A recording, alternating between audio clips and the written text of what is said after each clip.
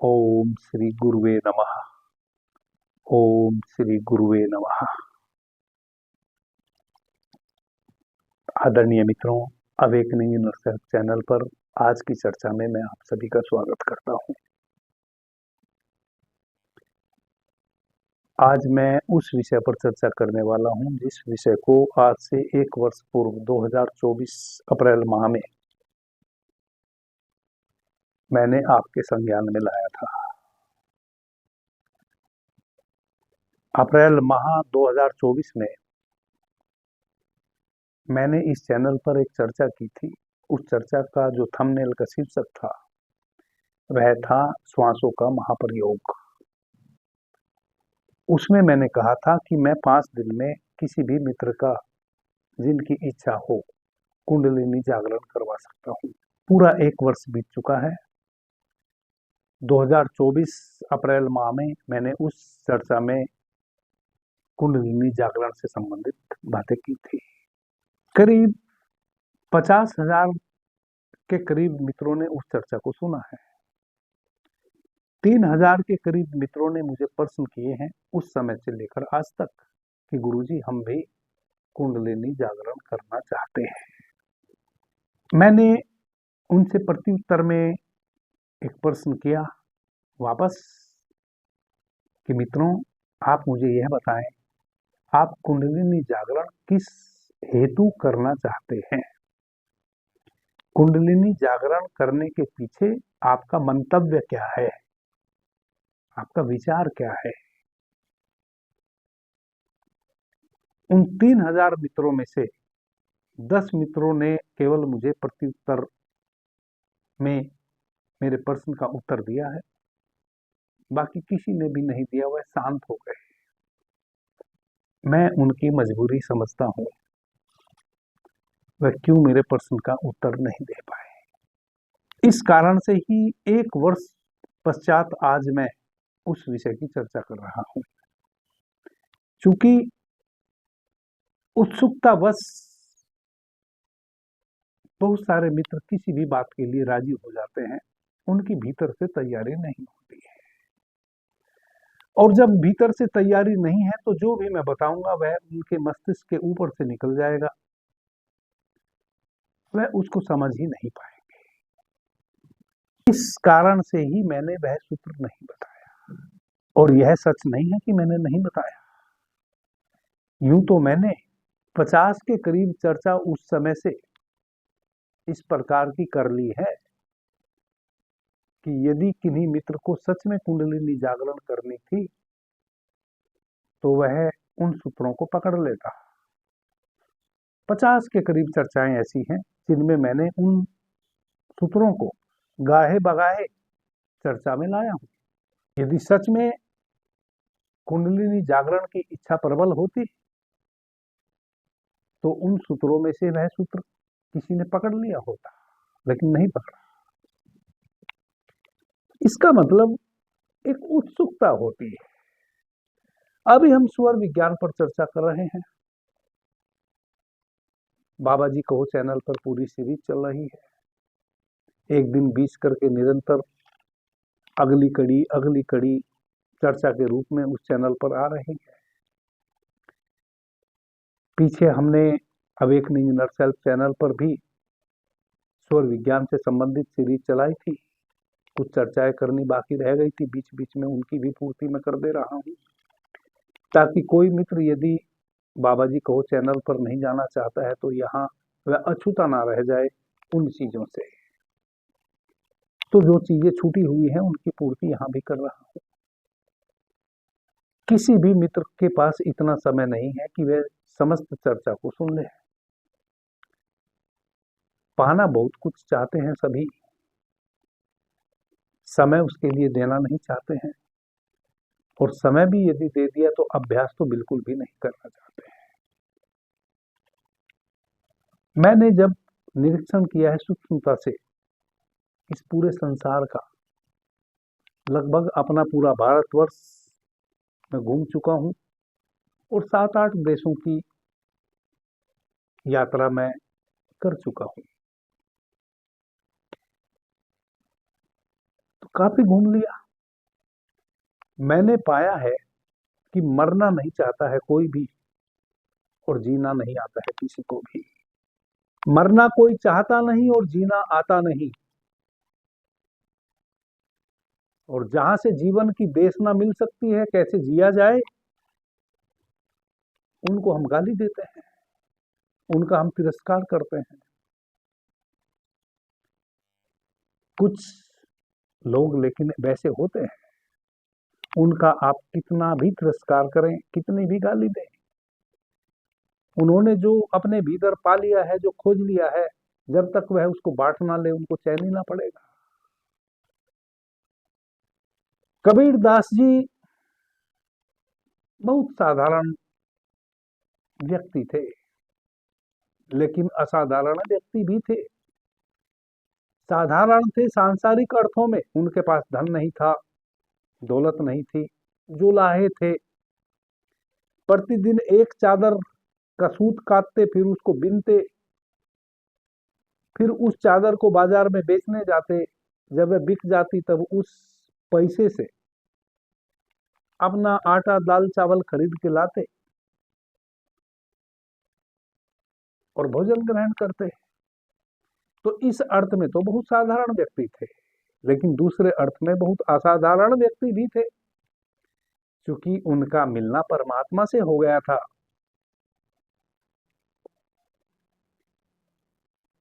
अब जब परमात्मा से मिलना हो गया था तो वह सम्राट हो गए थे। अब सम्राट हो गए थे तो उनके पास बांटने को इतना कुछ था जिसको वह रोक नहीं सकते थे। कभी ना उन्होंने कागज छुआ, ना कलम छुई, पढ़े लिखे थे नहीं। फिर भी जीवन पर्यंत जब तक उनकी श्वासें चली, उन्होंने जो भीतर परमात्मा का अनुभव किया था, अपनी चादर भी पीने और उस अनुभव को भी बांटे।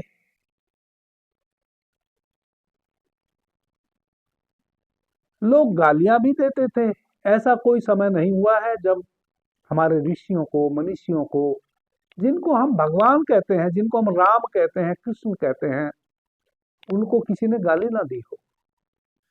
हर युग में गाली देने वाले लोग भी रहे हैं। कोई ऐसा युग नहीं हुआ जब संतों को गाली ना दी गई हो, जब उनका तिरस्कार ना किया गया हो। लेकिन संत हैं कि बड़े ढीठ होते हैं, मानते नहीं, पुकारे चले जाते हैं, पुकारे चले जाते हैं। भगवान बुद्ध को देखो, आधी पृथ्वी का भ्रमण पैदल कर गए, जो मिला था उसको बांटने के लिए। वरना तो राजा के पुत्र थे, उनको क्या चाहिए था, किसी से धन तो उनको नहीं चाहिए था। पद प्रतिष्ठा सम्मान और कीर्ति तो पहले से ही था, उससे संतुष्ट नहीं हुए, उसको तो छोड़ दिए, उसको तो लात मार दिए और निकल पड़े ज्ञान की खोज में। और फिर जब उस ज्ञान को उपलब्ध हो गए, तब उस ज्ञान को बांटने में निकल पड़े और ना जाने कहां तक की यात्रा की। और आज इस आधी पृथ्वी पर भगवान बुद्ध को मानने वाले लोग हैं, जो उन्हीं को भगवान मानते हैं और किसी को भगवान मानते ही नहीं है।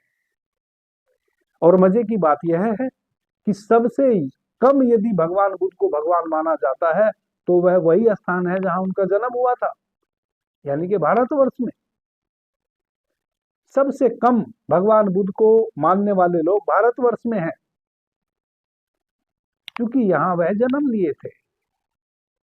यहां कुछ लोगों के निहित स्वार्थ थे, जिन्होंने उनके साथ लड़ाइयां की थी, जो उनको ढोंगी बताते थे, जो चाहते थे कि यह ना बोले, क्योंकि उनके बोलने के कारण कुछ लोगों की दुकानदारी बंद हो जा रही थी। क्योंकि उन्होंने तो कहा कि परमात्मा को अभी जान लो, अभी इसी समय मैं आपके समक्ष बैठा हूं, आपको मैं बताता हूं और आप परमात्मा को जान लो। लेकिन परमात्मा को यदि इतनी सहज रूप से कोई जान ले, तो फिर जो दुकान सजाए हुए लोग बैठे थे, जो दुनिया भर के अटरम सटरम बताने वाले लोग थे कि ऐसा करो तो परमात्मा मिलेगा, वैसा करो तो परमात्मा मिलेगा, इतना दान करो तो परमात्मा मिलेगा, इतना पुण्य करो तो परमात्मा मिलेगा,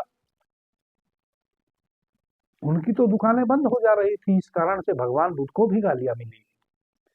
भगवान महावीर के तो कानों में कील ठोक दी, बहुत परेशान किया उनको, लेकिन माने नहीं।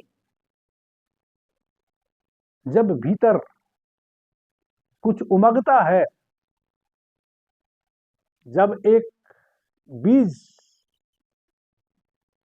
अपनी खोल को तोड़ के अंकुरित होता है, तब कितना भी बड़ा पत्थर ऊपर रखा हो जमीन में, उसको भी भेदते हुए वह इस आकाश में लहलहाता है, कोई उसको रोक नहीं सकता। आदरणीय मित्रों, इसी प्रकार से जैसे बांटने वाला स्वयं को नहीं रोक सकता, वैसे ही खोजी भी नहीं रोक सकता। यदि सच में कोई खोजी है, जब तक उसको मिल ना जाएगा तब तक उसको चैन कहां, तब तक उसको चैन कहां। जब मैं परमात्मा की खोज में निकला था, कई बार ऐसा हुआ है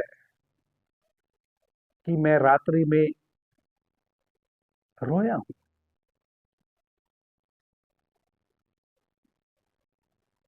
सारी रात्रि निद्रा ना आई, एक ही धुन थी, कब मिलोगे, कैसे मिलोगे, मुझे और क्या करना होगा कि तुम मिलोगे। मैंने ऐसा क्या गलत किया है कि तुम नहीं मिलते हो। आंख से आंसू आ जाते थे, रोने लग जाता था, बहुत बार जोर से रोने लग जाता था। मेरे नियरेस्ट जो मेरे परिवार के लोग थे, कई बार वह कहते थे कि क्या हुआ, क्यों रो रहे हो रात्रि में। तो मैं कहता नहीं नहीं कुछ नहीं। जब तक मिले ना, तब तक खोज जारी रहती है। मैंने इतने सारे मित्रों से प्रश्न किया कि आप कुंडलिनी जागरण क्यों करना चाहते हैं, कोई प्रति उत्तर ना आया। इसका मतलब उनकी खोज नहीं थी, उनकी एक उत्सुकता थी। उत्सुकता क्यों थी? क्योंकि कुंडलिनी जागरण के विषय में उन्होंने सुन रखा है कि जब कुंडलिनी जागरण हो जाती है, तब आप बहुत शक्तिशाली हो जाते हैं, तब आप इस जगत के मालिक हो जाते हैं, तब आपके भीतर अद्भुत घटनाएं घटती हैं, तो आप जो चाहे वो कर देते हैं, जो बोल दे वो हो जाता है। इस तरह की कुछ भ्रांतियां लोगों के मस्तिष्क में बैठी हुई हैं, और ये उन लोगों ने बैठाई हैं जो जिन्होंने कुंडलिनी जागरण के सपने देखे हैं, कभी उनको कुंडलिनी जागरण हुआ नहीं। उन लोगों ने इस प्रकार की मानसिक दशा अवस्था लोगों की बना रखी है। लोगों को लगता है कि कुंडलिनी जागरण हो जाएगा तो हम इतने शक्तिशाली हो जाएंगे कि जो हम चाहेंगे वह होने लग जाएगा। बस यह एक उत्सुकता है। यह सच है, जब हमारी कुंडलिनी जागृत हो जाती है, हम वही व्यक्ति नहीं रह जाते हैं जो हम पहले से हैं। और वही व्यक्ति हम क्यों नहीं रह जाते हैं? क्योंकि जब हमारी कुंडलिनी जागृत हो जाती है, तब एक बहुत बड़ी घटना हमारे जीवन में घटती है। और वह घटना यह घटती है कि अभी यदि हम पूर्व दिशा की ओर चल रहे हैं, तो जस्ट हम पश्चिम दिशा की ओर चलने लगते हैं। यानी कि जिस दिशा में हम चल रहे थे, वह दिशा हमारी परिवर्तित हो जाती है। हम जस्ट विपरीत दिशा में चलने लगते हैं। अब विपरीत दिशा का तो आपको कभी अनुभव था नहीं। जिस दिशा में आप निरंतर बचपन से बह रहे हैं, उस दिशा का आपको थोड़ा बहुत अनुभव है, लेकिन विपरीत दिशा का तो आपको अनुभव है नहीं। तो जब कुंडलिनी जागृत होती है, तब आप एकदम से गो बैक हो जाते हैं विपरीत दिशा में। पूरब से जस्ट पश्चिम, पश्चिम पहले जा रहे थे तो पूरब की ओर, पूरब अगर जा रहे थे तो पश्चिम की ओर। निश्चित और बहुत सारी घटनाएं घटती हैं जो मैं आज इस चर्चा में बताने वाला हूं। आज इस चर्चा में मैं 3 विषयों पर बात करूंगा। कुंडलिनी जागरण कैसे हो उसका सूत्र बताऊंगा, कुंडलिनी जागरण हुई या नहीं हुई उसके लक्षण बताऊंगा, और कुंडलिनी जागरण किसकी नहीं होगी या किसको नहीं करनी चाहिए वह भी बताऊंगा। तो किसी भी मित्र ने मेरे उस प्रश्न का आज तक मुझे उत्तर नहीं दिया, लेकिन इस बीच में बहुत से ऐसे मित्र भी आए जो सच में उस अनुभव से गुजरना चाहते हैं। हालांकि जो सूत्र मेरे मेरे द्वारा आपको दिया जाना है वह तो कोई ही ऐसा अभागा होगा जिसके जीवन में वह घटना ना घटे। कुंडलिनी जागरण की जो सूत्र मैं आपको बता रहा हूं उसके माध्यम से हर हाल में घटना घटेगी। हाँ, जैसा कुंडलिनी जागरण से संबंधित आपने अपने भीतर एक विचार उत्पन्न कर रखा है वैसी कुंडलिनी जागृत ना तो आज तक किसी की हुई है ना हो अभी कोई ऐसा व्यक्ति है जिसकी हो गई हो, और ना भविष्य में होने वाली है। जैसा कुंडलिनी शक्ति के विषय में आपने अपने भीतर एक विचार उत्पन्न कर रखा है, यदि आप वैसी कुंडलिनी जागृत करवाना चाह रहे हैं तो उसके लिए कभी चूंकि वैसा हुआ नहीं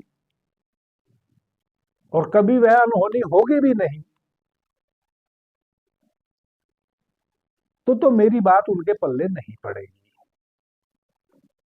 जो सच में कुंडलिनी जागरण करवाना चाहते हैं, जो सच में कुंडलिनी जागरण की स्थिति से गुजरना चाहते हैं, उस अनुभव से गुजरना चाहते हैं, उस शक्ति के दर्शन करना चाहते हैं, उनको निश्चित रूप से कुंडलिनी जागरण के अनुभव से वह भर जाएंगे। आदरणीय मित्रों, कुंडलिनी जागरण जब हो जाती है उसके कुछ लक्षण आप समझ लीजिए तो आपको मेरी बात समझ में आएगी। और मेरा आप सभी से एक विनम्र निवेदन है कि आप इस चर्चा को पूरा सुने और प्रत्येक व्यक्ति इस चर्चा को अधिक से अधिक आगे शेयर करें। जितना हम बांटेंगे उतना ही हमारे जीवन में बढ़ोतरी होगी। कुछ चीजें ऐसी हैं, आपके घर में धन है, उस धन को आप बांटेंगे घट जाएगा। सोना चांदी रुपए पैसे यदि आपके घर में है उसको आप बांटना शुरू कर दीजिए, आपका घर भी खाली हो जाएगा। ज्ञान एक ऐसी चीज है जितना आप बांटेंगे उतना बढ़ेगा। आदरणीय मित्रों, कबीरदास जी कहते थे कि साधो सहज समाधि भले। कुंडलिनी जागरण का मतलब है समाधि। कुंडलिनी जागरण बहुत प्रकार से की जा सकती है, जैसे महर्षि पतंजलि का जो मार्ग है उसके माध्यम से भी आप कुंडलिनी जागरण कर सकते हैं। हठ योग के माध्यम से भी आप कुंडलिनी जागरण कर सकते हैं। महर्षि पतंजलि का मार्ग क्या है? नियम, आसन, प्राणायाम, प्रत्याहार, धारणा, ध्यान और समाधि, इन सब को साधते हुए आप लास्ट में समाधि को उपलब्ध होते हैं। और समाधि को उपलब्ध कोई तभी हो सकता है जब उसके मूलाधार चक्र से कुंडलिनी जागृत हो जाए, तब तक कोई उपाय नहीं है। आप जिस विधि से भी ज्ञान को उपलब्ध हो, किसी भी विधि से, जितनी भी दुनिया में आज तक विधि रही है, आप ज्ञान को उपलब्ध तब तक नहीं हो सकते जब तक आपके मूलाधार चक्र की ऊर्जा आपके सहस्त्रार चक्र तक ना आए। और आपके मूलाधार चक्र में जो ऊर्जा स्थापित है उसका आपके सहस्त्रार चक्र तक आ जाना ही कुंडलिनी जागरण है। वह कैसे आएगी वह मैं बताऊंगा, उसके लक्षण क्या है ताकि आपको समझ आ सके। जब हमारी कुंडलिनी जागृत हो जाती है तो कई घटनाएं हमारे साथ घटती हैं, उसको आप समझें। एक तो आपको सोपन नहीं विजन आने शुरू हो जाते हैं। अभी आप ऐसा कोई क्षण नहीं होता है पूरी रात्रि जब आप सोपन ना देख रहे हो। यह तो आपको उस स्वप्न का पता होता है जब आपकी निद्रा से आप जगने को होते हैं। उस समय जो स्वप्न चल रहा होता है केवल आपको वह याद रहता है, बाकी स्वप्न आप भूल जाते हैं। जैसे ही आप निद्रा की आगोश में गए तैसे ही आपको स्वप्नों की श्रृंखला चलनी शुरू हो जाती है, लेकिन आपको वही स्वप्न याद रहता है जो आपने उस समय चल रहा हो आपके मनस में जब आप जागरण में हो, यानी कि जब आप निद्रा से जग गए हो, एकदम अभी आप निद्रा में थे और निद्रा से आप बाहर आए हैं, उस समय जो स्वप्न चल रहा था वह आपको याद रहता है, बाकी आप भूल जाते हैं। रात्रि में यदि बीच में आपकी आंख खुलती है तो वह स्वप्न भी आपको याद रह जाता है। ऐसा कोई क्षण नहीं होता जब आप पूरी रात्रि स्वप्न नहीं देख रहे होते हैं। कुंडलिनी जागरण जिस व्यक्ति की हो जाती है वह स्वप्न रहित निद्रा में होता है, उसको कोई स्वप्न नहीं आता। इसका मतलब क्या हुआ? स्वप्न आखिर है क्या? स्वप्न है हमारे दिन भर के विचार। जैसे अभी आप मुझे सुन रहे हैं, नाना प्रकार के विचार आपके भीतर उठ चुके होंगे। क्योंकि मैं कुंडलिनी जागरण से संबंधित चर्चा कर रहा हूं, यदि आपने कुंडलिनी जागरण से संबंधित किसी और से सुना है या किसी पुस्तक में पढ़ा है तो आप मेरी बातों से अभी मुझे सुनते सुनते तुलना कर रहे होंगे कि अरे ये महाराज जी तो ऐसा कह रहे हैं और फला जगह तो मैंने ऐसा पढ़ा है। आपका मन आपको मुझे सुनने नहीं देगा निश्चल होकर, आप मुझे सुनते हुए भी अभी भी विचार कर रहे होंगे। कुंडलिनी जागरण से संबंधित जो भी आपके पास नॉलेज है आप मेरी बातों को उससे टैली कर रहे होंगे इसी समय। यह आपका मन है जो हर बात में विचार उत्पन्न कर देता है, आपको ठहरने नहीं देता कहीं भी। अभी जो मैं बोल रहा हूं मुझे सुन भी नहीं सकते आप पूरा बिना विचार किए। जब आप 10-50 मिनट जो मैं बोल रहा हूं मुझे नहीं सुन सकते आप बिना विचार किए, तो रात्रि में आप सो कैसे सकते हैं बिना विचार किए? अब आप देखो दिन भर आप कितने विचारों से भरे रहते हैं। किसी भी समय आप भोजन ग्रहण कर रहे हो तो भी आपके भीतर विचार चलते रहते हैं, और नहीं तो भोजन का ही विचार चलेगा कि यह सब्जी ऐसी ना होती तो वैसी होती, भोजन में यह चीज और होती तो अच्छा होता, यह ना होता तो अच्छा होता। कुछ ना कुछ आप निरंतर विचार करते रहते हैं। कोई ऐसा क्षण नहीं है जब आप विचारशील नहीं होते हैं। इसी कारण से कोई ऐसा क्षण नहीं है जब आप रात्रि में आप स्वप्न से रहित होते हैं। जिस दिन दिन के आपके विचार गिर जाएंगे उस दिन रात्रि के आपके स्वप्न भी गिर जाएंगे। तो पहला लक्षण जिसकी कुंडलिनी जागृत हो जाती है उसके दिन के विचार गिर जाते हैं और रात्रि के स्वप्न गिर जाते हैं। अब वह रात्रि में स्वप्न नहीं देखता है, उसको रात्रि में कभी कभी विजन आते हैं। उससे जुड़े हुए लोग, जहां उसकी लो लगी है, जिन लोगों के साथ वह गहराई से जुड़ा है उन लोगों से संबंधित या उसके जीवन में जो भी चीजें हैं उसको, या उसके देश काल से संबंधित उसको विजन आएंगे, स्वप्न नहीं आएगा। और जो विजन आएगा वही सत्य होगा, ऐसा। तो जिसकी कुंडलिनी जागृत हो जाती है उसके दिन भर के विचार गिर जाते हैं, यह पहली बात समझ लो। और जिसके दिन के विचार गिर गए उसकी रात्रि के स्वप्न भी गिर गए। दूसरा, जिनकी कुंडलिनी जागृत हो जाती है उनको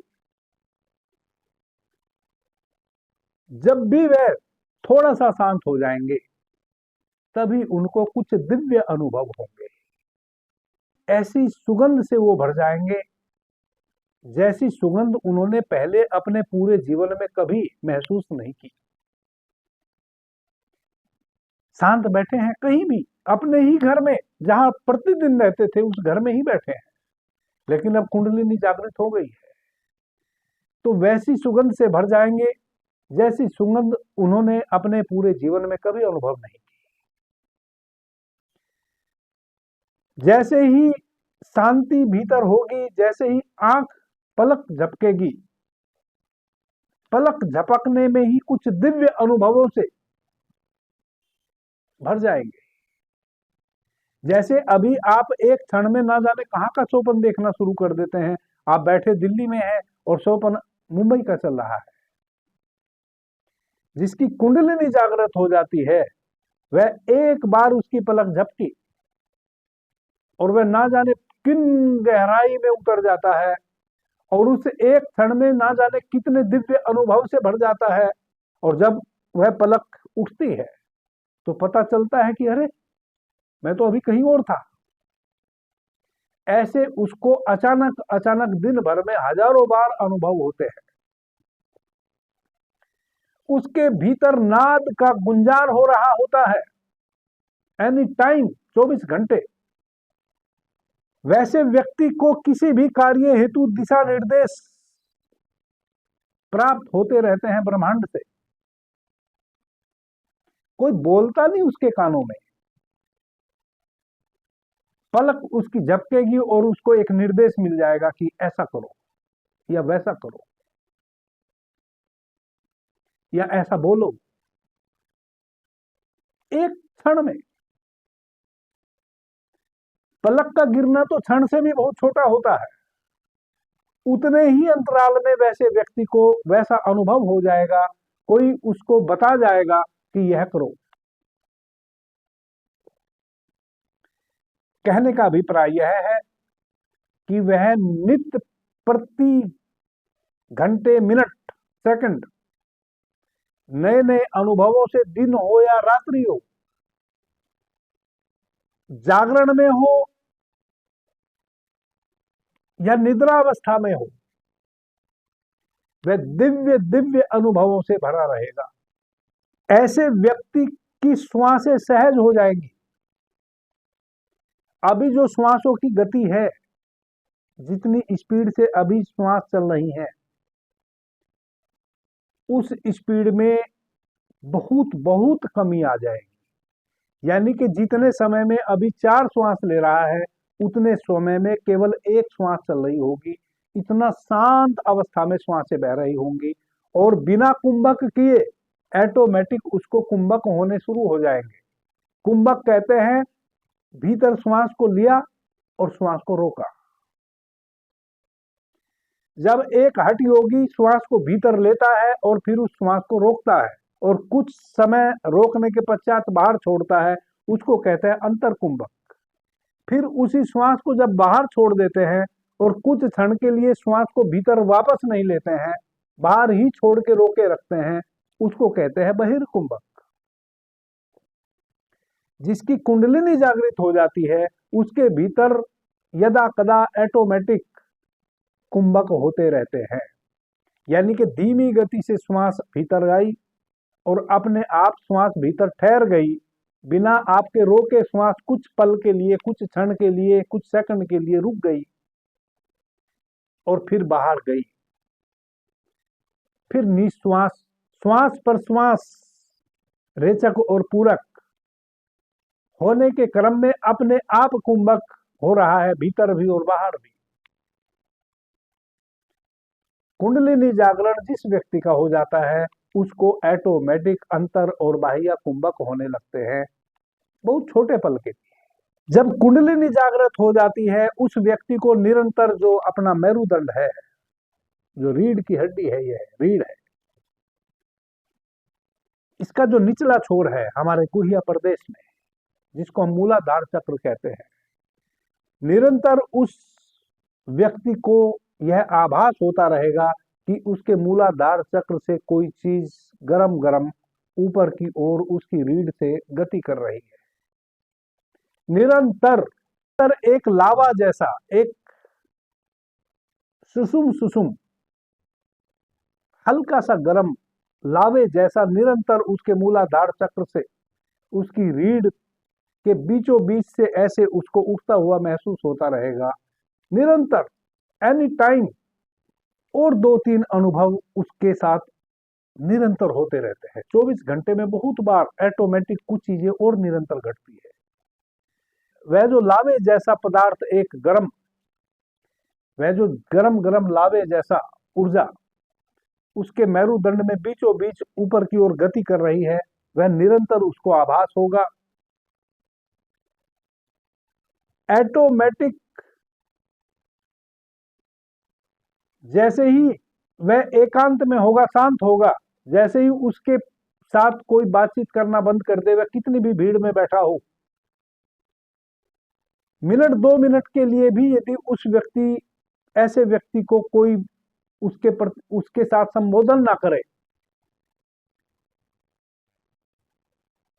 तो उसकी आंख बंद हो जाएगी और ऑटोमेटिक उसकी जो थर्ड आई है, उसकी भीतर आंखें वहां चिपक जाएंगी।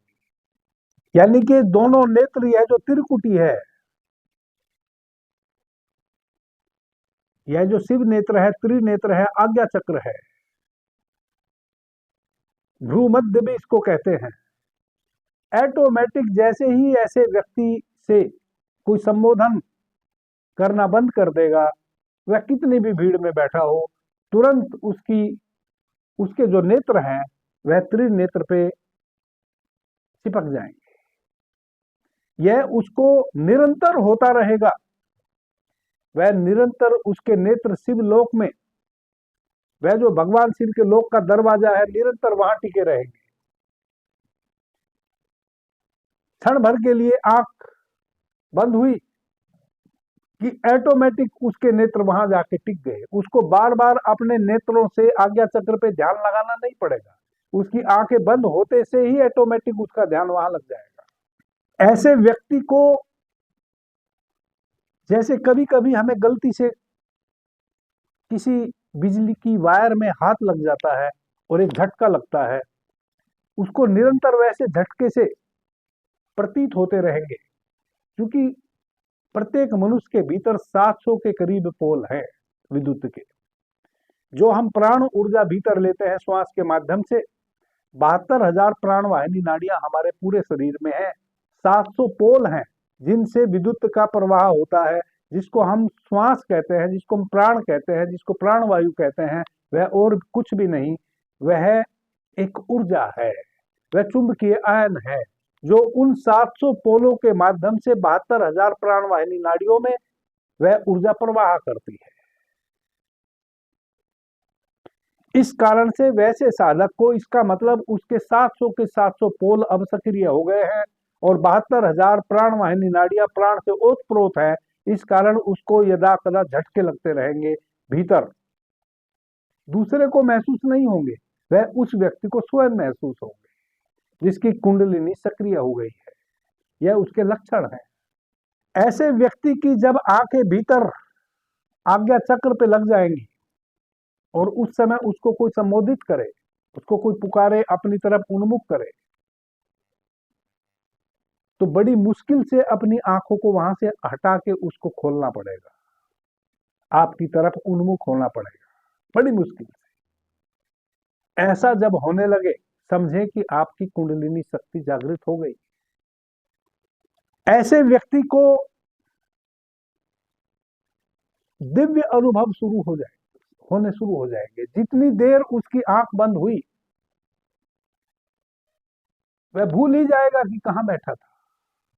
यदि वह भरी पंचायत में भी बैठा है, हजारों लोगों के बीच में, या चौराहे पे भी वह बैठा है जहां चारों तरफ ट्रैफिक हो, पी पी पो पो खूब हो रही हो, जिस व्यक्ति की कुंडलिनी जागृत हो जाती है, जैसे ही उसकी पलकें गिरती हैं, तैसे ही उसकी आंखें आज्ञा चक्र पे स्थित हो जाती है और वह भूल ही जाता है कि वह कहां बैठा है। वह अंतरलोक में यात्रा करने लगता है, वह उस दिव्य प्रकाश में प्रवेश कर जाता है। उस व्यक्ति को विचित्र विचित्र अनुभव होते हैं। बिना किसी भोज्य पदार्थ को मुंह में रखे हुए उसको जिह्वा से विभिन्न विभिन्न प्रकार के स्वाद का अनुभव होता है, जो पहले कभी नहीं हुआ। जो किसी भी भोज्य पदार्थ से आज तक उसने वैसे स्वाद का अनुभव नहीं किया, वैसे स्वाद का उसको अनुभव होने लगता है। वह जिस विषय पर भी अपनी दृष्टि डालता है, उस विषय की सूक्ष्मता में प्रवेश कर जाता है। ऐसे व्यक्ति से कुछ भी यदि पूछा जाए सामने आकर, चाहे वह सांसारिक बातचीत हो, चाहे वह आध्यात्मिक हो, उसको पहले से कुछ भी नहीं पता होता है कि सामने वाला मेरे से क्या पूछेगा, उसने कोई अध्ययन भी नहीं किया हुआ होता है कि उसको उत्तर क्या देना है। एनी टाइम एनी क्वेश्चन आप वैसे व्यक्ति से कर सकते हैं, वह उसका धारा प्रवाह जवाब देना शुरू कर देगा, जबकि उसने कोई तैयारी नहीं कर रखी थी। वैसी जब वैसी घटना घटे तो समझे कि वैसे व्यक्ति की कुंडलिनी जागृत है। ऐसा व्यक्ति यदि कविता लिखने लग जाए तो अपनी सभी बातों को कविता के रूप में लिख देगा।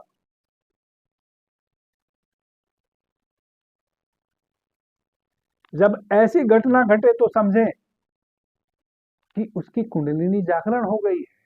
आदरणीय मित्रों, जिस व्यक्ति की कुंडलिनी जागृत हो जाती है वह व्यक्ति इस कारण से दिव्य माना जाता है क्योंकि उसके पास एक सूक्ष्म दृष्टि उत्पन्न हो जाती है, और वह सूक्ष्म दृष्टि उत्पन्न हो जाती है कुंडलिनी शक्ति के कारण।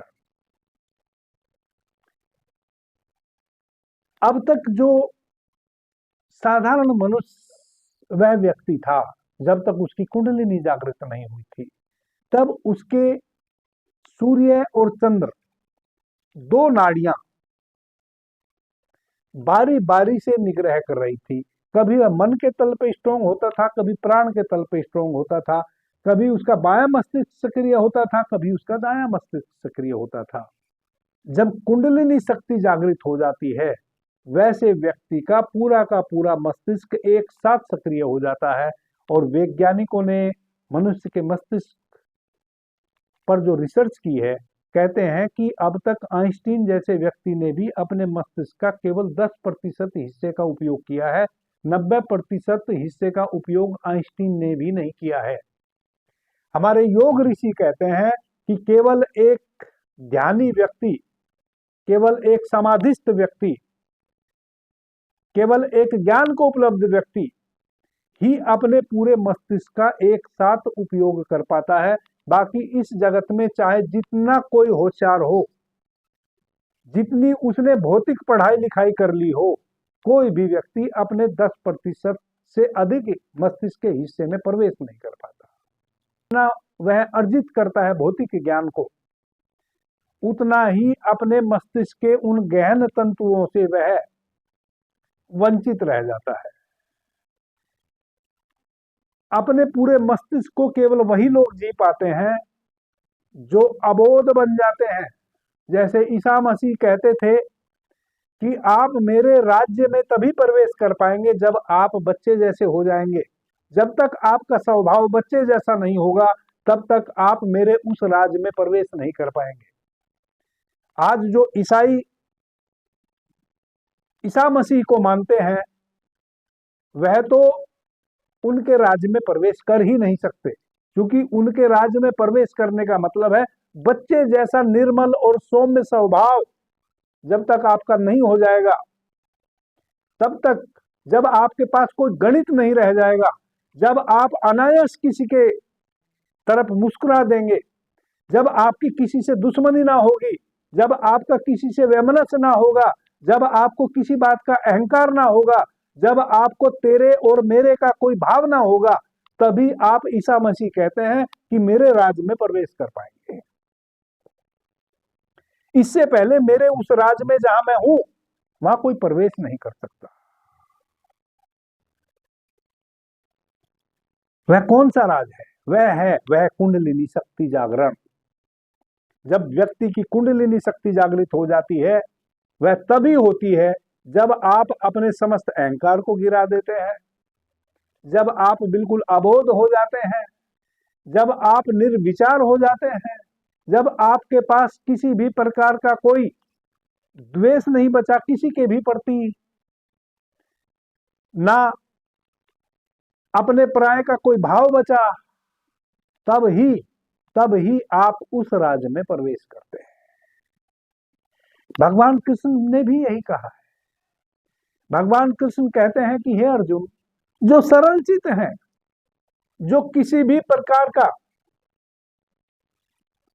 कोई संताप नहीं करते हैं, जिन्होंने सब कुछ मेरे ऊपर अपना छोड़ दिया है,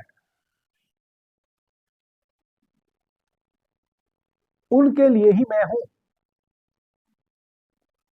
जो किसी भी प्रकार का ना संताप करते हैं, ना रोते हैं, ना बिलखते हैं, ना चीखते हैं, ना चिल्लाते हैं, जो ना किसी से घृणा करते हैं, जो ना किसी से द्वेष करते हैं, जो न किसी प्रकार का अहंकार पालते हैं, हे अर्जुन, उनके लिए ही मैं हूं, वह मेरे साम्राज्य में प्रवेश कर सकते हैं। भगवान कृष्ण भी तो यही कह रहे हैं, इसके अतिरिक्त नहीं। भगवान कृष्ण कहते हैं कि तुम कर्म करो, फल मैं दूंगा। इसका मतलब क्या हुआ? जब आप अहंकार करेंगे तो इसका मतलब केवल कर्म किया आपने। अहंकार हम कब करते हैं? जब हम ईश्वर सत्ता को नहीं मानते। हम कहते हैं कि मैंने यह किया, मैंने किया, मैं कर सकता हूं, मैंने किया है, मैं करूंगा और मैं ही कर सकता हूं। तो परमात्मा को तो हमने एक तरफ पटक दिया। भगवान कृष्ण कहते हैं कि तुम कर्म करो, और जब केवल कर्म करता है व्यक्ति, तब वह भला ईर्ष्या क्यों करेगा, वह द्वेष क्यों करेगा, वह अहंकार क्यों करेगा, वह किसी से भी घृणा भला क्यों करेगा? उसको तो कर्म करना है। यदि उसको तो किसी प्रतिस्पर्धा में पड़ना नहीं है, वह तो जो भी कर्म करेगा उसका फल उसको भगवान कृष्ण देने वाले हैं। इसलिए वह जब प्रतिस्पर्धा में ही नहीं पड़ेगा, तो फिर अहंकार कैसा, वैमनस्यता कैसी, द्वेष कैसा? तो भगवान कृष्ण भी यही कहते हैं कि मेरे राज्य में तो वही प्रवेश करेंगे जो बच्चे जैसे हैं, क्योंकि बच्चा ही एकमात्र ऐसा प्राणी है इस जगत में, जब वह अपनी माँ के कांधे पे होता है और माँ उसको लेकर कांधे पे जा रही होती है, और पीछे वह किसी को भी देख के नाहक मुस्कुरा देता है, उसको पता नहीं, कोई उसका लेना देना नहीं उस व्यक्ति से, किसी की भी तरफ वह मुस्कुरा देता है। उसको कोई लेना नहीं किसी से कुछ भी, ना उसने देना है किसी से को कुछ भी। कोई उस बच्चे की तरफ मुस्कुरा दे तो वह भी मुस्कुरा देता है, उस बच्चे के हाथ में कोई कुछ भी दे दे तो वह ले लेता है। इतनी सरलता, कोई तेरा और मेरा नहीं। एक कुंवारापन जहां कोई तेरे मेरे का भाव नहीं है, जो मुस्कुरा दे उसी की तरफ मुस्कुरा दे, सब अपने हैं, कोई पराया नहीं। यह भाव केवल एक बच्चे के पास होता है। किसी से उसकी घृणा नहीं होती, किसी से उसको कुछ छिपाना नहीं होता, वह नंग नड़ंग होता है, उसको कोई लज्जा नहीं होती। यहां तक कि उसको पुरुष है कि स्त्री है उसका भाव भी नहीं होता। वह इतना निर्बल हो जाता है, वह इतना निर्बल होता है एक छोटा बच्चा, कि उसको कहां पता है कि मैं स्त्री हूं कि पुरुष हूं, उसको कोई मतलब नहीं, वह बिल्कुल निर्मल। तो भगवान कृष्ण कहते हैं कि उस निर्मल स्वभाव के व्यक्ति को ही मैं अपने राज्य में प्रवेश देता हूं, और ईसा मसीह भी वही कहते हैं, और भगवान बुद्ध भी वही कहते हैं। आदरणीय मित्रों, जब हमारा कुंडलिनी जागरण हो जाता है, तब हम एक निश्चल अवस्था में होते हैं। जो भगवान श्री कृष्ण कहते हैं कि जो निश्चल है वह मुझे प्यारा है। ऑटोमेटिक आपका स्वभाव निश्चल हो जाता है। इतने सारे लक्षण कुंडलिनी जागरण के मैंने बताए, इसमें और भी हैं। ऑटोमेटिक ओमकार का नाद निरंतर निनादित हो रहा होता है, जिसके भीतर कुंडलिनी जागृत हो जाती है। वैसे व्यक्ति के भीतर, वैसे व्यक्ति का तेज बदल जाता है, उसकी आंखों की चमक बदल जाती है। आदरणीय मित्रों, इस पूरे जगत में हिंसक से हिंसक पशु को भी आप यदि ध्यान से उसकी आंखों में देखेंगे, तो आपको आंखों में हिंसा नहीं मिलेगी, आपको आंखों में एक सौम्यता मिलेगी। मनुष्य की आंखों में झांको, किसी भी मनुष्य की आंखों में झांक के देखो, किसी की आंखों में तृष्णा है, कुछ पाने की प्यास है, किसी की आंखों में मक्कारी है, किसी की आंखों में क्रोध है, किसी की आंखों में घृणा है, किसी की आंखों में वैमनस्यता है। केवल आप आंख में किसी की यदि गौर से 25 सेकंड देखें, 25 सेकंड में आप सामने वाले की आंखों से पता कर लेंगे कि आदमी ईर्ष्यालु है, भरा हुआ है कि खाली है, अहंकारी है कि सौम्य है, काम वासना से ओतप्रोत है कि निर्वासना से ओतप्रोत है।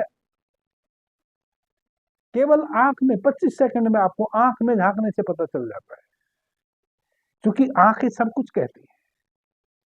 आंखें बता देती हैं कि घृणा से भरा है, ईर्ष्या से भरा है, द्वेष से भरा है, लोभ से भरा है, लालच से भरा है। किसी पशु की आंखों में आपको निर्दोषता मिलेगी।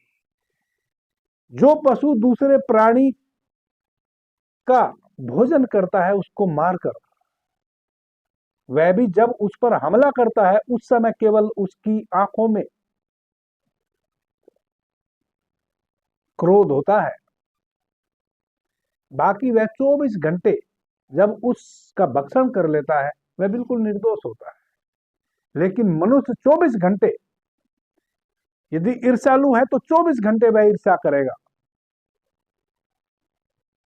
अपने पड़ोसी से करेगा, पड़ोसी यदि बच के निकल गए तो अपने परिवार के लोगों से करेगा, परिवार के लोग भी अगर निकल गए तो अपने ही एक कपड़े से दूसरे कपड़े की प्रशंसा करेगा, अरे ये मेरा कलर का कपड़ा अच्छा है या बुरा है, करेगा, मानेगा नहीं।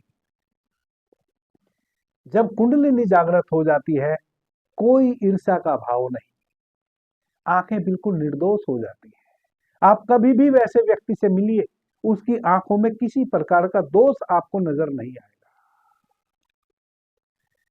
उसकी आंखों में आपको किसी भी समय कोई घृणा का भाव, वैमनस्यता का भाव, क्रोध का भाव, कभी भी उसकी आंखें निरंतर आपको निश्चल मिलेगी। उन्हीं निश्चल आंखों की बात भगवान कृष्ण गीता में कर रहे हैं कि वैसे लोग मुझे प्यारे हैं। और वह निश्चल आंखें केवल उसी व्यक्ति की होती हैं जिसकी कुंडलिनी जागृत हो गई हो। जब तक कुंडलिनी जागृत ना हो तब तक कोई क्रोधी है तो कोई लोभी है। आप किसी ना किसी एक वृत्ति से ओतप्रोत रहेंगे। आपकी आंखों में स्पष्ट देखा जा सकता है कि आप किस वृत्ति से भरे हुए हैं। आदरणीय मित्रों, यह है लक्षण कुंडलिनी जागृत जब हो जाती है वैसे व्यक्ति के। अब आपने जो कुंडलिनी जागरण के कॉन्सेप्ट कहीं से पढ़ रखे हैं, सीख रखे हैं कि कुंडलिनी जागरण हो जाती है तो यह हो जाता है, वह हो जाता है, वैसी यदि आपकी मान्यता है तो आपकी कुंडलिनी कभी भी जागृत नहीं होगी। जो लक्षण मैंने बताए हैं इनमें से 4-5 लक्षण भी जिस व्यक्ति के भीतर मिलते हैं उसकी कुंडलिनी जागरण 100% हो चुकी है, यह तय है। और वह व्यक्ति आपको कहीं ना कहीं मिल जाएगा। वह जरूरी नहीं है कि सन्यासी हो, वह आपके घर का कोई बुजुर्ग हो सकता है जो इतना सौम्य और निर्मल हो गया है, जो अपनी मस्ती में मस्त है। तुम उसको लाख उकसाते हो, वह उकसाए में नहीं आता। तुम लाख अपने उस परिवार के सदस्य को कहते हो कि पड़ोसी ने हमारी जमीन दबा ली, चलो लठ लेके उसको ठीक करेंगे, वह कहता है छोड़ो ना, क्या रखा है, 1 फीट जमीन दबा ली तो क्या, वह भी यहीं छोड़ के चले जाएगा, हम भी। उसके विचार आपको बदले हुए मिलेंगे। वह आपके परिवार में कोई व्यक्ति हो सकता है। और कुंडलिनी जागृत केवल हठ योगी ही कर पाते हैं। मैं इस कारण से भी यह बात कह रहा हूं, यह बिल्कुल भी अनिवार्य नहीं है, क्योंकि यदि हठ योगी ही केवल कुंडलिनी जागरण कर सकते हैं तब तो आपके परिवार में मिलना मुश्किल है वैसे व्यक्ति का जिसकी कुंडलिनी जागृत हो गई हो। नहीं, आदरणीय मित्रों, जिसने भी परमात्मा के गीत गाए हैं इस जगत में, जिसको भी परमात्मा का अनुभव हुआ है और उसने अपने जीवन में परमात्मा के गीत गाए हैं, प्रत्येक वैसे व्यक्ति की कुंडलिनी जागृत हुई है। चाहे वह मीरा हो, चाहे वह दया हो, चाहे वह सहजोबाई हो, चाहे वह कबीर हो, चाहे वह नानक हो, चाहे वह राम हो, कृष्ण हो, बुद्ध हो, महावीर हो, और अनेकों अनेक सहस्त्रों कोटि कोटि ऐसे इस पृथ्वी पर ऋषि, महर्षि, मनीषी हो चुके हैं जिनकी कुंडलिनी जागृत हुई है। अब आप आश्चर्य में पड़ेंगे। गुरु नानक देव जी तो ध्यान मार्गी थे और भक्ति मार्गी थे। भक्ति में लीन रहते थे, गीत गाते रहते थे परमात्मा के, और एक ही उनका सूत्र था, एक ओमकार सतनाम। एक ओम, केवल वही सत्य है, बाकी सब असत्य है। ओम यानी कि एक चेतन तत्व जिसने इस पूरे अस्तित्व को बनाया है, जो इस सृष्टि का रचयिता है, वह एक चेतन तत्व है। उसी को भगवान गुरु नानक देव जी कहते थे, एक ओमकार सतनाम। उसी की सुरती में निरंतर रहते थे, उसी के गीत गाते थे। जो भीतर अनुभव होता था उसको अपने ओठों से, हम जैसे जिज्ञासुओं के लिए कि हमारी भी समझ में वह धुन आ जाए जो उनके भीतर उठ रही है, उस धुन को अपने ओठों से उठाने की कोशिश करते थे। और जो उस धुन में रच बस गए वह उनके पीछे चल पड़ते थे, वह सीख हो जाते थे। जो उनसे सीखने के लिए तैयार हो जाते थे उस धुन को, उनकी भी कुंडलिनी जागृत हो गई थी, तभी उस धुन को पकड़ पाए थे। लेकिन उन्होंने किसी हठ योग के प्रयोग से वह नहीं गुजरे, वह किसी पतंजलि योग सूत्र से नहीं गुजरे। उन्होंने तो परमात्मा के गीत गाए। वह तो एक दिन एक नगर सेठ के यहां नौकरी कर रहे थे। नगर सेठ ने कहा कि भाई अनाज तोलने का काम था। गुरु नानक देव जी के हाथ में तराजू दे दी कि भाई तोल तोल के जरा इधर रखते रहो कि कितना हुआ।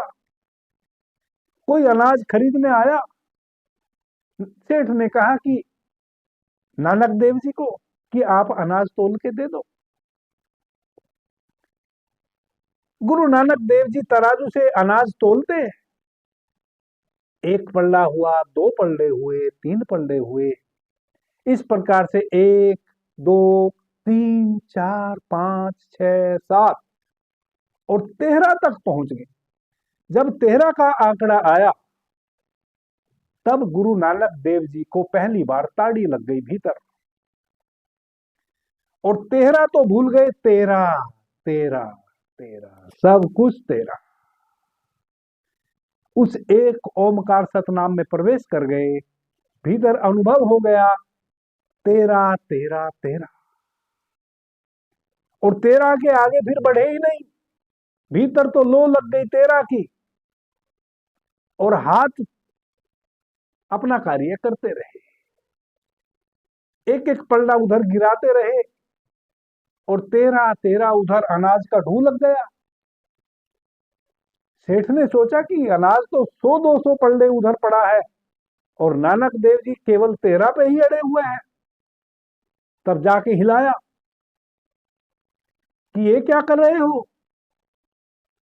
बोला कि भैया सब उसका ही तो है, 13 उस परमात्मा का है, सही तो कर रहा हूं, 13 13 13।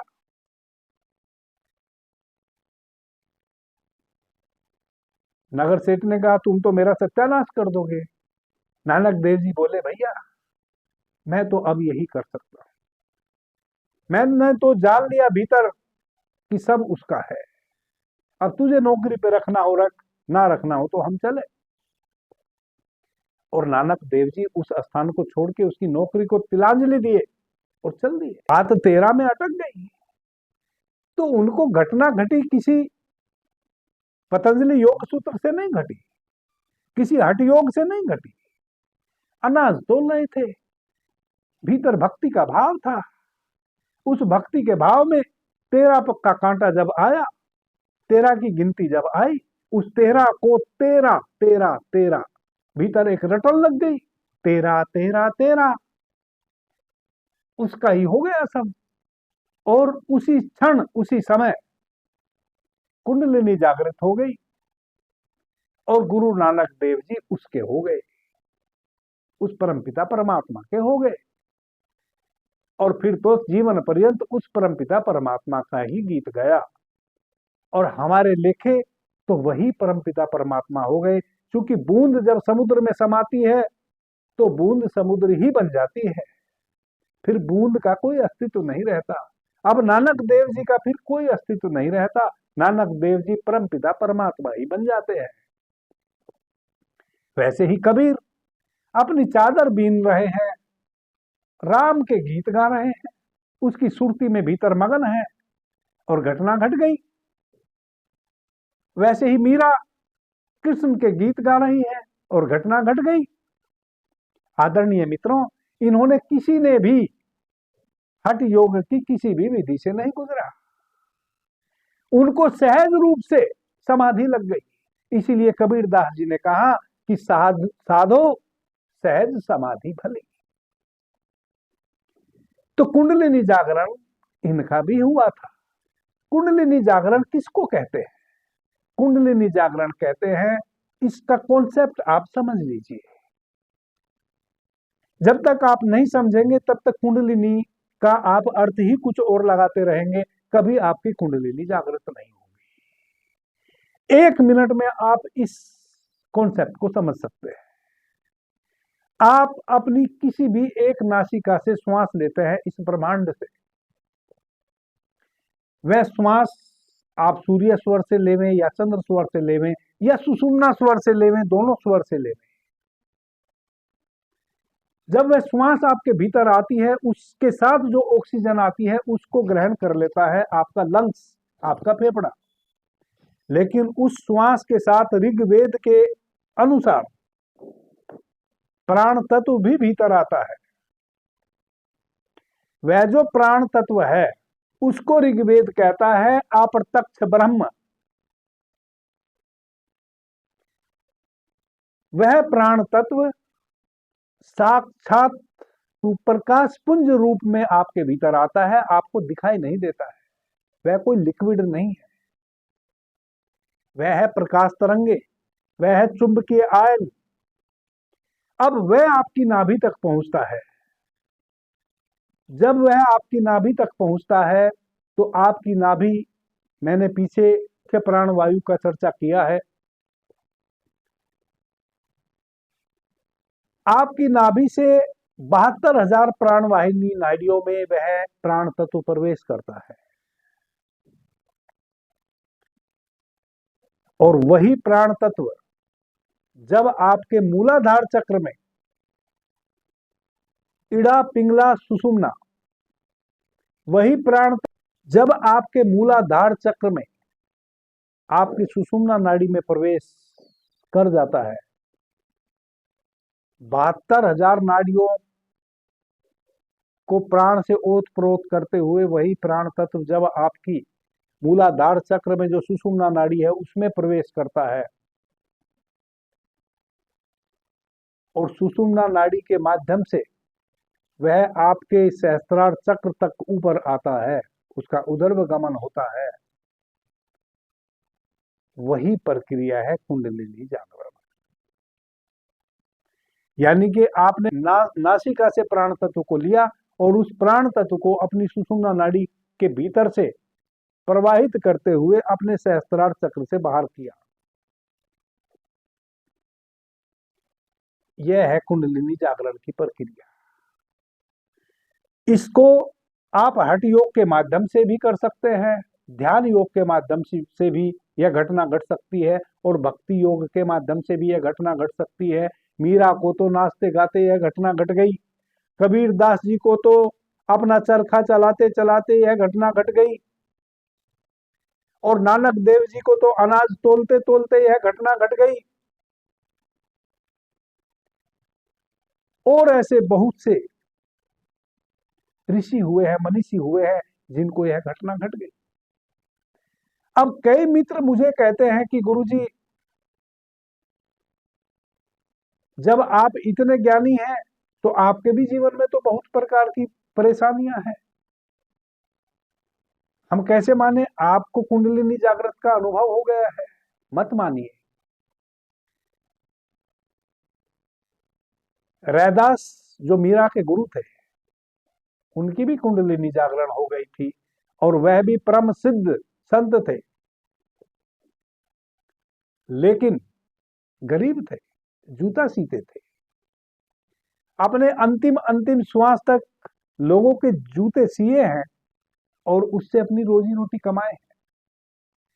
कबीर दास जी ने अपने जीवन के अंतिम अंतिम समय तक सूत काता है, फिर उससे चादर बुनी है, फिर उस चादर को हाट में बेचा है और फिर उससे अपनी रोजी रोटी की है। आदरणीय मित्रों, आपकी भौतिक उन्नति से आपकी कुंडलिनी शक्ति का कोई लेना देना नहीं है। सच बात तो यह है कि जिनकी कुंडलिनी शक्ति जागृत हो जाती है, वह इतने शक्तिशाली तो जरूर हो जाते हैं कि यदि वे धन का भाव करें तो उनके चारों तरफ धन के भंडार लग जाए, लेकिन उनके साथ पैरेलल एक घटना और घटती है। वह जो कर रहे होते हैं उसी में उनको आनंद होता है। वह अपने आनंद को एक क्षण के लिए भी खोना नहीं चाहते हैं उन सब झंझटों में पड़ के। कहने का मतलब है कि उनके पास कोई अहंकार नहीं होता, इसलिए तो उनकी कुंडलिनी जागृत हो जाती है। धन हम क्यों चाहते हैं? आवश्यकता तो हमारी बहुत थोड़ी सी है। धन चाहते हैं कि हमारा वैभव बढ़े, हम बड़ी कोठी में रहें, बड़ी गाड़ी से चलें। ऐसे व्यक्ति को उसकी कोई आवश्यकता नहीं रह जाती है। और चूंकि वह मानसिक लेवल पे इस प्रकार से रच पग गया होता है, उसकी वैसी जरूरत नहीं रह जाती है, तभी तो उसकी कुंडलिनी जागृत होती है, वरना तो आपकी कहां होती है। यही तो शर्त है। आदरणीय मित्रों, जितने भी इस पृथ्वी पर अभी तक सिद्ध पुरुष हुए हैं, जिन्होंने परमात्मा के गीत गाए हैं, जिनको भी आप उस रूप में जानते हैं कि वह ज्ञान को उपलब्ध व्यक्ति थे, वह समाधिस्थ व्यक्ति थे, जिनको भी आप किताबों में पढ़ते हैं, जिनको आप ऋषि कहते हैं, महर्षि कहते हैं, मनीषी कहते हैं, वह सभी की कुंडलिनी जागृत हो गई थी। कुंडलिनी जागृत यानी कि आपके प्राण शक्ति जो आपकी नासिका के माध्यम से भीतर आई, उसको आपने अपने सहस्त्रार से इस ब्रह्मांड में वापस छोड़ा।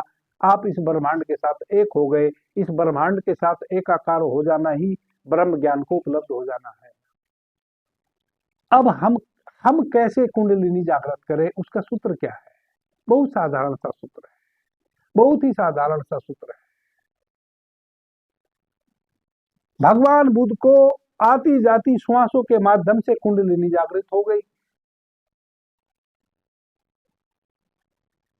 भगवान महावीर ध्यान में बैठ गए, तब उनकी कुंडलिनी जागृत हुई।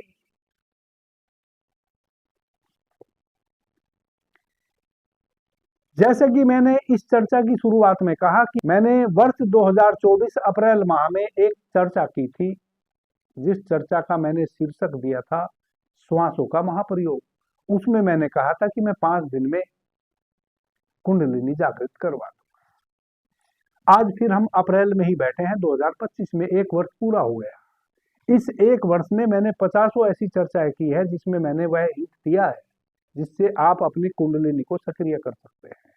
अब मैं आपके समक्ष दोहरा देता हूं। आदरणीय मित्रों, आपके ध्यान की इतनी शक्ति है आप में, अतुलनीय शक्ति है। आपने मेरे कितने प्रवचन सुने होंगे जिसमें मैंने कहा है कि ध्यान एकमात्र ऐसी कुंजी है जिससे सभी ताले खुल जाते हैं, जंग लगे हुए ताले भी जिससे खुल जाते हैं। जिसके पास ध्यान की कुंजी आ गई, उसको अब कभी भी इस बात का कोई डर नहीं है कि कोई ताला कैसे खुलेगा। जहां भी सामने कोई ताला लगा हुआ दिखे, आप अपनी ध्यान की कुंजी से तुरंत खोल लीजिए। कुंडलिनी जागरण भी ध्यान की शक्ति से ही होगा। अब उसके संबंध में भी मैंने पीछे भी आपको कई बार बताया है, आज फिर आपको बताया देता हूं कि जहां भी आप अपने ध्यान को लगाते हैं, उस चीज की गुणवत्ता बदल जाती है। आप देखो, आप छोटा मोटा अपना सांसारिक कार्य कर रहे होते हैं, जिस कार्य को आप पूरे अवेयर होके करते हैं उसके बिगड़ने के चांस कम हो जाते हैं, उसमें आपको 100% चांस हो जाते हैं कि उस वह कार्य आपका बनेगा। यह आप भली भांति जानते हैं। जहां भी जिस कार्य को भी आप होश पूर्वक ध्यान पूर्वक करते हैं वह कार्य में कम से कम गुंजाइश होती है कि आपको नुकसान हो। जिस उद्देश्य हेतु आप वह कार्य कर रहे थे उस उद्देश्य की प्राप्ति आपको 100% होती है। यह है ध्यान का कीमिया, यह है ध्यान की शक्ति। आपको मैंने कई विधियां बताई हैं अपने मूलाधार चक्र को सक्रिय करने की। आपका जो मूलाधार चक्र है वह 4 पंखुड़ी वाले कमल का फूल है। कुंडलिनी क्या है? आपकी जो 3 नाड़ियां हैं, इड़ा, पिंगला और सुषुम्ना, आपकी सूर्य नाड़ी, आपकी चंद्र नाड़ी और आपकी सुषुम्ना नाड़ी, यह तीनों नाड़ियों का जो उद्गम स्थल है, इनको गंगा, यमुना और सरस्वती भी कहते हैं। इन तीनों का उद्गम स्थल आपका मूलाधार चक्र है। उन तीनों नाड़ियों को ही कहते हैं कुंडलिनी शक्ति, क्योंकि वह गोल गोल गोल गोल वहां आपकी रीढ़ के चारों तरफ घूम के पड़ी है। आपकी जो इड़ा पिंगला है, सूर्य और चंद्र नाड़ी है, यानी कि दाई नासिका और बाई नासिका से जो आप श्वास लेते हैं, इसकी जो नाड़ी है वह आपकी रीढ़ से ऐसे गुथी हुई आपके आज्ञा चक्र पे यहां आके स्थित है। और जो आपकी सुषुम्ना नाड़ी है, जिसको सरस्वती नाड़ी भी कहते हैं, जैसे गंगा यमुना तो आपको दिखाई देती है, सदर्श है, लेकिन सरस्वती अदृश्य है। लेकिन जब त्रिवेणी जहां संगम इलाहाबाद में होता है वहां उस तीसरी धार को भी आप स्पष्ट देख पाते हैं, सरस्वती की। वैसे ही आपकी सुषुम्ना नाड़ी यानी कि सरस्वती नाड़ी आपकी रीढ़ के बीचों बीच आपके ब्रह्मरंध्र तक आई हुई है। जब आप अपने मूलाधार चक्र पे वह जो 4 पंखुड़ी वाला कमल दल है, शांत चित्त बैठ के बिल्कुल रीढ़ सीधी करके उस 4 पंखुड़ी वाले कमल के फूल पर अपने होश को टिकाते हैं, अपने ध्यान को टिकाते हैं, पूरे अवेयरनेस अपनी वहां ले जाते हैं, वहीं एकाग्रचित होते हैं।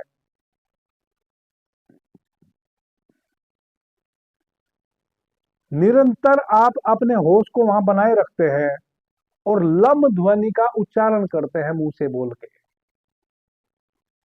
तो आपकी वह कुंडलिनी शक्ति, आपकी जो सुषुम्ना नाड़ी है वह सक्रिय हो जाती है। और जो आपकी श्वास के माध्यम से प्राण तत्व आप भीतर लेते हैं वह आपकी सुषुम्ना में प्रवेश कर जाता है। सुषुम्ना के भीतर 3 नाड़ी और है। जब सुषुम्ना में प्रवेश करता है आपका वह प्राण, वह ब्रह्म नाड़ी, उसके भीतर है सूक्ष्म ब्रह्म नाड़ी। उस ब्रह्म नाड़ी के माध्यम से आपका प्राण तत्व ऊपर की ओर उठना शुरू होता है और आपके सहस्त्रार दल कमल पे यहां आके वर्तुल बनाता है। जब वह आपके सहस्त्रार दल कमल पे वर्तुल बनाता है, आपका आज्ञा चक्र सक्रिय होता है। जो पीयूसी का ग्लैंड है आपके आज्ञा चक्र में, जिसको हम आज्ञा चक्र कहते हैं, उसको हम वैज्ञानिक भाषा में पीयूसी पीयूसी का ग्लैंड कहते हैं, पाइनियल ग्लैंड भी कहते हैं।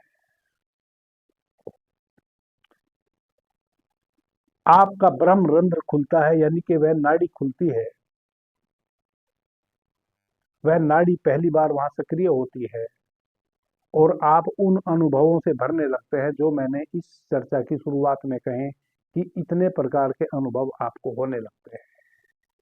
फिर जब आप निरंतर अपने मूलाधार चक्र पे ध्यान लगाते हैं और लम की ध्वनि का उच्चारण करते हैं, एक निरंतरता के साथ धीरे धीरे आपके प्राण का प्रवाह बढ़ता है और जितनी अधिक मात्रा में आपके प्राण का प्रवाह आपके दसम द्वार तक बढ़ता है, उतना ही और गहन अनुभव आपको होते चले जाते हैं। आदरणीय मित्रों, कुंडलिनी जागरण की एक विधि तो हुई है और 10 प्रकार से आप कुंडलिनी जागरण की विधि से अभ्यास कर सकते हैं। समय आने पर उन पर भी मैं चर्चा करूंगा। अभी के लिए इतना ही। आपने मुझे ध्यान से, प्रेम से सुना, उससे मैं बहुत अनुग्रहित हूँ। सभी मित्रों को मेरा प्रणाम, धन्यवाद। हर हर महादेव।